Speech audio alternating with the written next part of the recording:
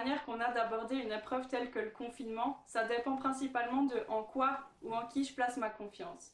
La Bible elle nous dit qu'on a deux choix pour placer notre confiance, dans les choses que propose le monde ou en Dieu. Avec l'épidémie, on a eu un bel exemple de la fragilité du monde et tout ce qui s'ensuit, notamment la peur, quand nos bases qu'on pensait stables, elles se détruisent. Et face à ça, la Bible nous dit qu'on n'a rien à craindre si on place notre confiance en Dieu. Mais alors la question c'est, pourquoi placer notre confiance en Dieu alors qu'il n'a pas l'air de stopper l'épidémie et qu'il paraît invisible? Donc pour répondre à cette question, on va prendre l'image suivante. Admettons que vous êtes aux États-Unis, vous êtes en procès parce que vous avez commis un délit. Mais un délit un peu spécial parce qu'en fait la victime, c'est le juge qui va vous juger. Donc le procès a lieu, la sentence est prononcée. Vous êtes coupable et vous êtes condamné à mort. Mais là, à la surprise générale, le juge victime se lève et il dit « Ok, il est coupable mais c'est moi qui vais payer à sa place. » Du coup il y va et il meurt. Et c'est un peu une image de ce que Christ a fait en mourant à la croix pour nous pardonner, alors qu'on n'avait rien mérité de ce sacrifice. Mais la bonne nouvelle, c'est qu'il est ressuscité.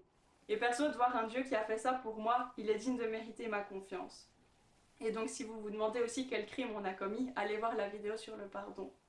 Et pour revenir au confinement, ça m'a permis de pratiquer un peu la confiance que je mets en Dieu. Parce que quand tout va bien, c'est facile, mais quand on ne sait pas de quoi va être fait le lendemain, c'est compliqué, mais ça vaut tellement la peine. Et face à toutes les incertitudes, j'ai la certitude que Dieu, il est là et qu'il prend soin de moi. Et je le vois dans plein de petits détails et ça m'encourage trop.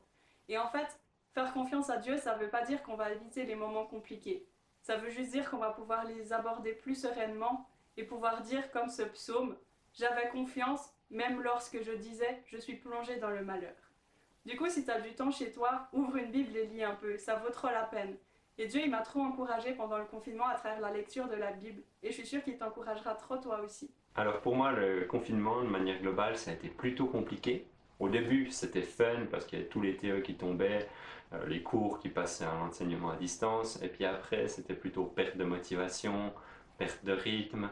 Plus à ce moment-là, j'ai commencé un travail assez lourd, qui était mon travail de bachelor. Et ça a apporté énormément de fatigue. Et je pense que Dieu, il a vu toute cette fatigue et tout, et il a permis qu'il y ait trois choses qui arrivent. La première, c'est que j'ai pu aller faire mon travail de bachelor en entreprise. Donc, au lieu d'être confiné chez moi, je pouvais aller sur un lieu de travail, j'avais un rythme, j'avais des collègues super, et ça a apporté beaucoup de motivation. La deuxième, c'est qu'il y a énormément d'amis chrétiens qui ont prié pour moi. J'arrivais à la fin d'une journée, j'étais fatigué, ils priaient pour moi et il y avait de l'énergie qui revenait et je repartais à fond à bloc pour le reste de la semaine et c'était vraiment ultra cool. Et la dernière chose, c'est que toute cette fatigue que j'ai eue durant le confinement, ben, j'ai pu me reposer après le confinement et il y a plein d'activités qui sont tombées et ça a été vraiment guidé par Dieu, je pense, dans la façon dont ça s'est fait. À l'arrivée du coronavirus en Suisse, j'avoue que j'étais pas mal inquiète de cette nouvelle maladie qui arrivait. Au début du confinement, j'étais pas mal chamboulée et anxieuse de cette nouvelle étape dans ma vie. Je me posais pas mal de questions. Je me demandais, mais en fait, pourquoi le coronavirus il est là? Est-ce que c'est la volonté de Dieu? Puis quel est son plan? Pour apaiser mes craintes, j'ai prié. J'ai prié pour que la volonté de Dieu soit faite, pour la santé de mes proches et pour tous les doutes qui me passaient par la tête. La réponse que j'ai reçue était de ne pas m'inquiéter. Je connais Dieu comme un Dieu bon et qui m'aime. Il m'a répondu que qu'importe la prochaine étape dans ma vie, il sera avec moi.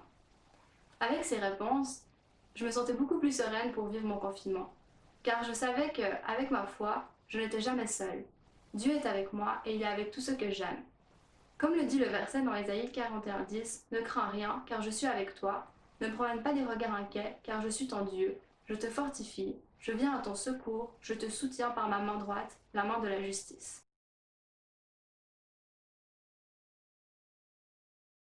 Semaine prochaine, édition spéciale. Raphaël Aubry, psychologue, nous parlera de la question de l'identité dans une conférence Zoom. Si tu veux te joindre à nous, le lien est dans la description.